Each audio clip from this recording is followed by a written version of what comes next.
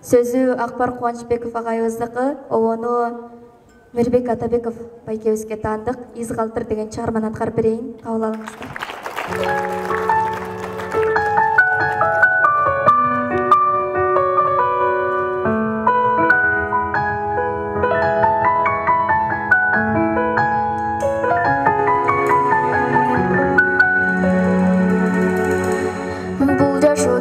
Жолды таңда мүмкіншілік келет әрбір жанға, өзіңде бей бол өмірді күйіп, емгегіңдің елің үшін арына, жалқау болбай қайрат күшің барда, чоң жарыштан сапарыңдан қалба, жашоодогу жеңіс ошол экен, пайдаң гана тийсе әрбір жанға.